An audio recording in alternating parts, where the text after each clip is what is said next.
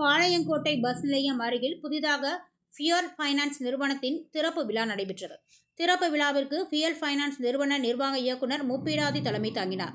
திருமதி வனஜா முப்பிராதி குத்துவிளக்கு ஏற்றி திறந்து வைத்தார். இயக்குநர்கள் பிரேம்குமார், ஆனந்த்ராமன், ராம்குமார் ஆகியோர் சிறப்பு விருந்தினர்களை வரவேற்றனர். இந்த நிதி நிறுவனம் குறித்து நிர்வாக இயக்குனர் முப்பிராதி கூறுகையில், நாங்கள் பாளையங்கோட்டையில் புதிய கிளை திறந்துள்ளோம்.